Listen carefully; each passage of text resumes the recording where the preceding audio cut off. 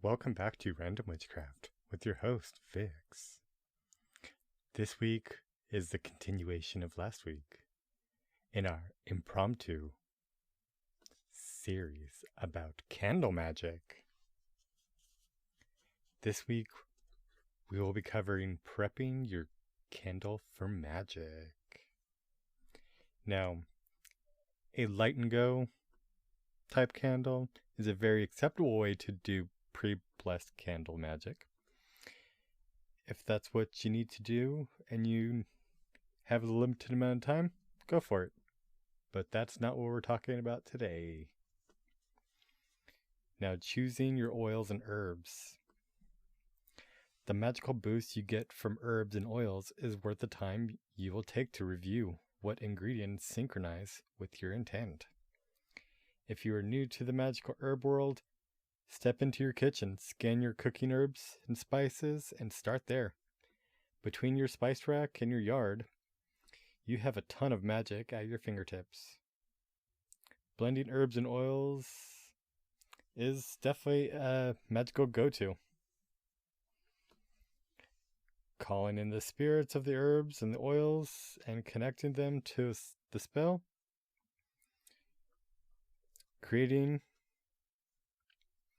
Make a larger focus energy to feed your intent.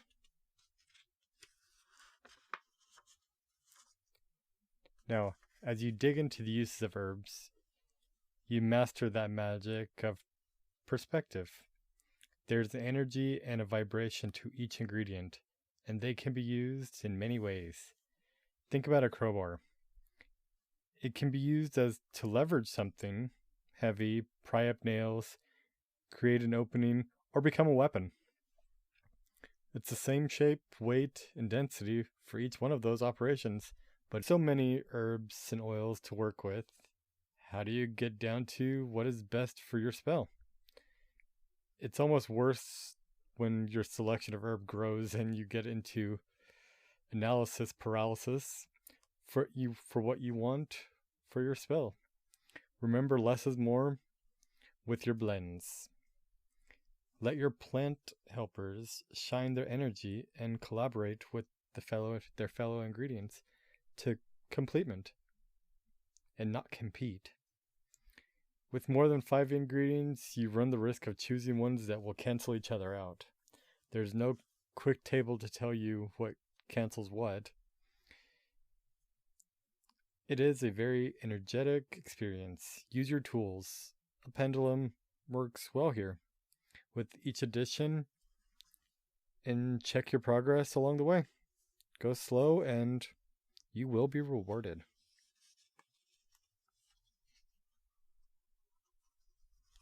Next, we will be covering how to dress and bless for when you're not using the pre-made ones.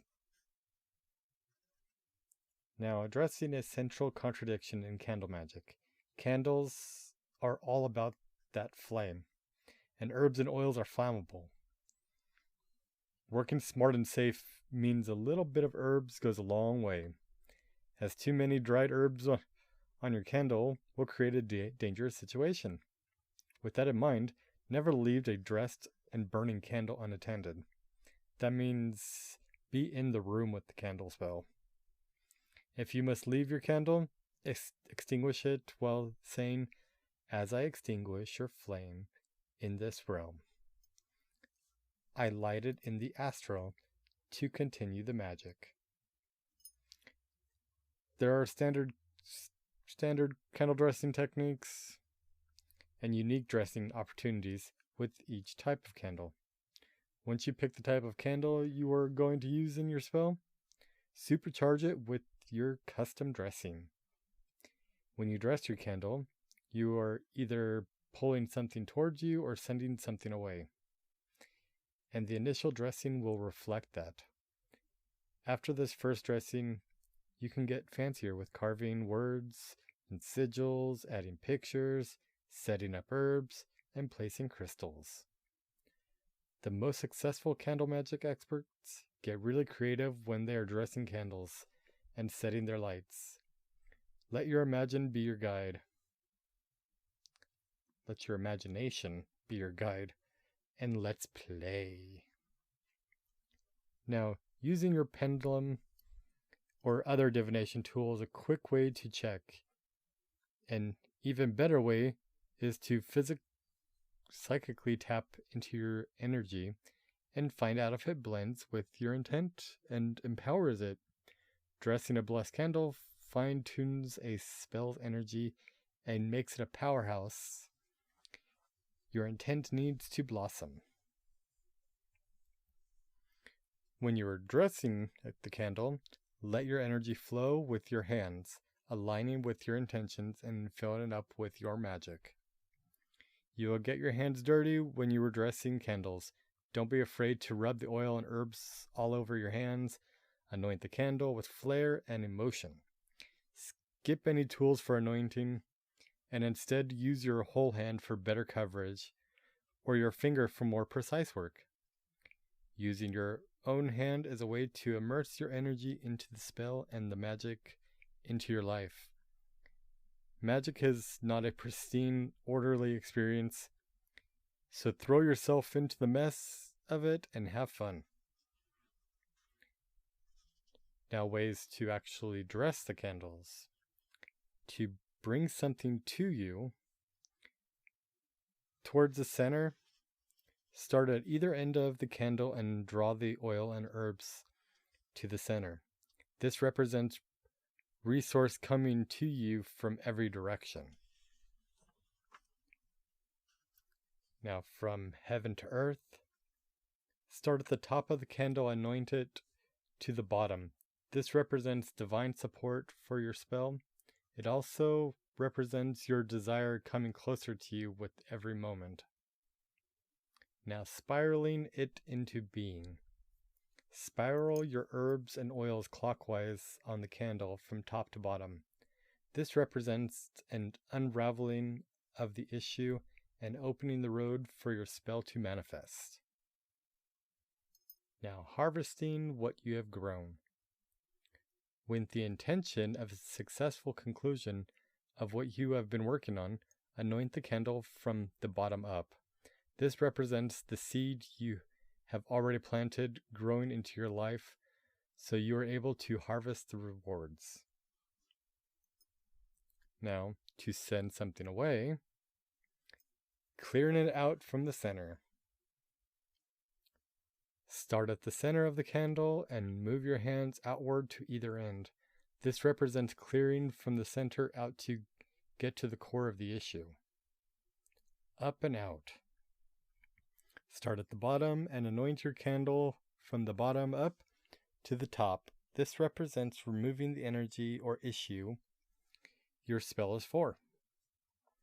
Spiraling away from the problem. Start at the bottom and spiral counterclockwise to the top of the candle. This represents unraveling what is keeping the issue entangled in your life. Burning it away. With the intent of getting spiritual support to energetically clear the issue, anoint the candle from the top down. This represents a big issue that has enveloped your life, and you are asking for divine support on clearing the energy, burning it all the way. All away. And all the way. Both work. As you can tell,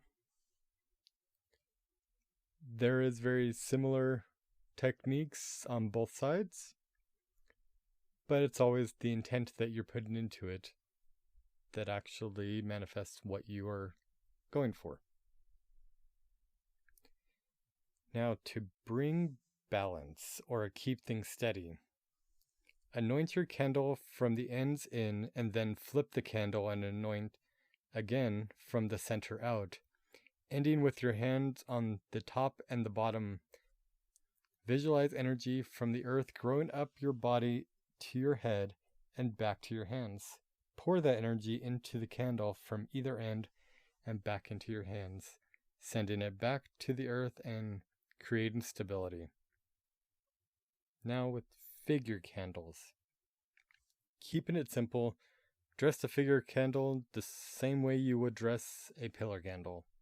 Getting fancy, you can use your creativity to really have fun with the figure.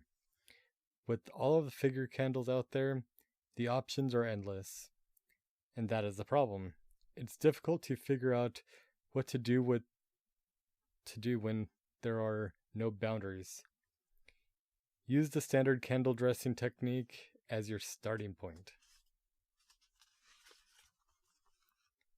And then get inspired with the unique dressing you can do with the standard figure candles. Now, 7 knob candles, dress each knob with the prayer and the next step in manifesting your spell. With the cat candle, pay special attention to the feet if you are asking the cat energy to hunt something for you. Inscribe your wish on or anoint the cat's tail to make your wish come true. The devil candle, dress it like you would a pillar candle. Now, human figure, genitalia, lovers, marriage, anoint the area of the body that your spell will most affect. If you do not have to be specific, use the pillar anointing method. Now with the skull candle, start your anointing at the base of the skull for influence or creating a mindset. Anoint the eyes for connection, control, or spiritual communication. Anoint the top of the crown for healing, and then continue on to anoint the entire skull. With the pyramid, the pillar anointing rules apply here. Anoint each side of the pyramid as they can have the same purpose, or you can identify the 4 pillars of what you are manifesting. Now, novena or 7-day candles. If you have a pull-out candle where the candle comes out of the glass, you can use the dressing techniques from the pillar section. If you have standard 7-day candles, there are 2 schools of thought on dressing them. Put the herbs and oils on top. You can pre-mix the oils and herbs, then apply the mixture or add the ingredients one at a time. You don't need much when you're anointing the top, as too many herbs will make a bonfire out of your candle. Although that may sound cool, it can cause the glass of the 7-day candle to crack and even explode, and that will negatively affect your spell and your flooring. Or you can create a hole 1 or 2 inches deep and place the herbs and oils inside. Using a long screwdriver or pick, you will be creating a small hole the width of a screwdriver that is about halfway between the wick and the glass. Once the hole is between 1 and 2 inches deep, carefully pack the hole with the oils and herbs that align with your candle spell. Again, use a small amount of herbs to prevent a flame flare-up or the clogging of the wick, which will make it gutter out. This is a slow process and an important part of the ritual. If you try to go too fast, you run the risk of breaking the glass or stabbing yourself with the tool. Now, the glass container for your 7-day candle allows even more creativity with paint, pictures, or other fun items.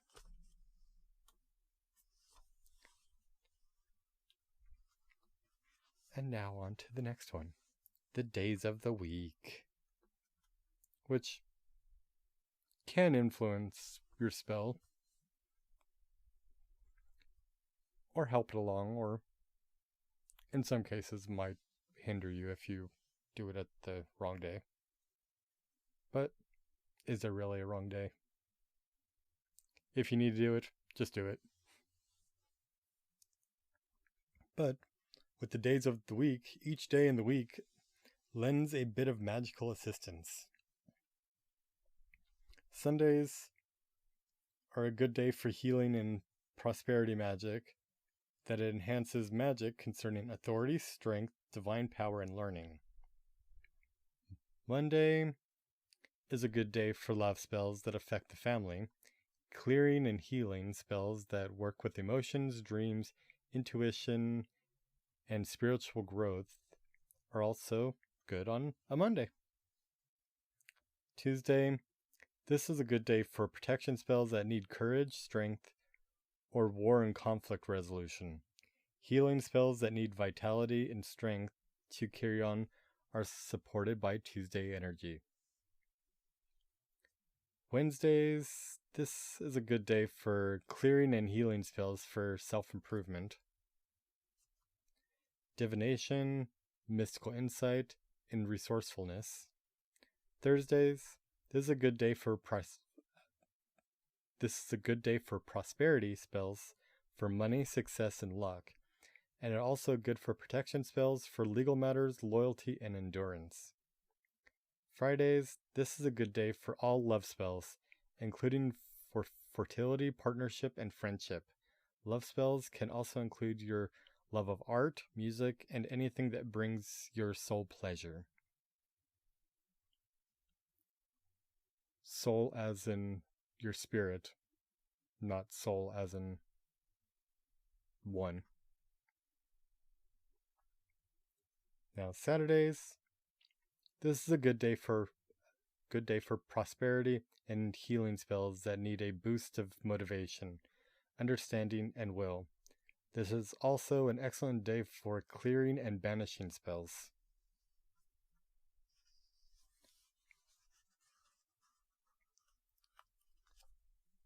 Now next, we will discuss crystals and stones. When including your stones in your spell, sit with them before you place them. If this is a brand new stone, cleanse it of any other person's energy or the trauma of being pulled out of the earth. Telepathically, ask your stones if they are willing to be a part of your magic you are crafting. The spirit or primal energy of the stone is very potent. It has been on this earth since the beginning, has seen a lot of things, and has some definite opinions on how it will bring its magic to you. Getting agreement from your stone makes your spell that much more powerful, but not getting agreement can make some of your magic fizzle out. Now, any stone you add to your spell has a job and a purpose. It will direct energy, be a supportive vibration, act as a power source, or bring new vibrations. Now with pendulum magic, pendulums are the easiest tool to confirm agreement with stones, especially if the ones you are working with is made of stone. There are other styles of pendulums, metal, glass, to name a few. Find that the stone pendulum works best for you. Find if the stone pendulum works for you. Pendulums can be a way to move energy as well as divine it. If you have a spell that needs a boost, choose a stone pendulum that complements the spell and gently spin it over the candle clockwise to pull more energy into it. If you have a spell to clear something, gently spin the pendulum counterclockwise. If the candle gutters out for a non-technical reason, use the pendulum with a counterclockwise spin to clear up the energy of the candle. Sometimes that's enough to reset your spell and relight the candle. If not, clear your personal energy and do a reading to see if you need to start over with a different candle spell before you finish this one. If you're restarting the same candle spell, you may need to manipulate the candle wick and wax to help it get going. And on the topic of divination things to help with your candle magic is tarot. Tarot and candle spells go together like peanut butter and chocolate. Each is wonderful on its own, but together they are a treat. There are 2 paths to add tarot to your candles magic. Use the message of the cards to add to your candle spell. Use the candle spell to enhance or counter the results of the tarot reading. Now, adding tarot to your candle spell. Laying out a tarot spread tells your psyche, the universe, your divine allies, and your spirit exactly the outcome you were looking for. 3 cards spread out in front of your candle are all you need to start adding tarot to your candle magic. First card, where you are now. Second card, the process or what you need to break through. And third card, the conclusion of the spell.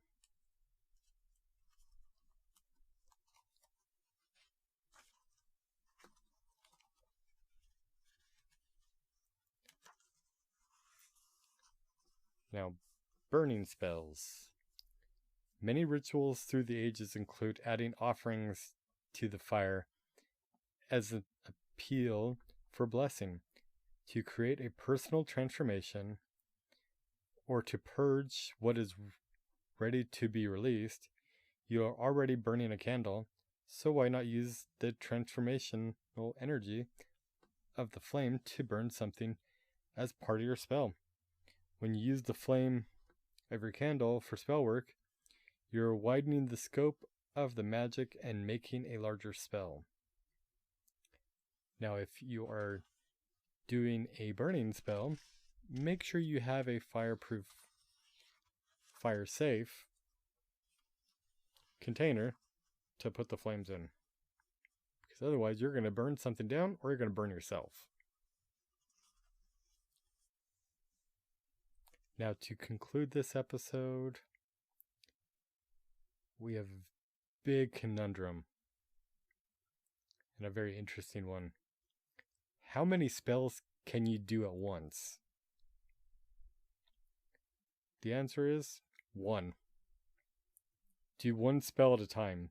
Doing multiple spells simultaneously will cross up your energy. You won't know what to vibrate, this spell or that spell. The one that is easiest to manifest will cancel out the other one, and you will need to start all over again. A laser-focused intent powers your spell faster than splitting your focus. Multitasking is a myth, especially in magic. If you can't choose which spell to do, you have the deeper need that incorporates both. Why is that? Exercise and see what you can find. Now, this has been Random Witchcraft with your host, Vix. Next week, we will have a special episode with our favorite, Callie. Till next week. Bye for now.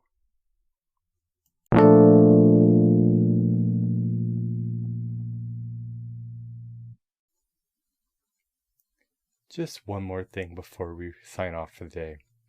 If you would like to send us any comments, concerns, or any questions, or if you would like to support this podcast, or for any future endeavors, click the links below. Thank you.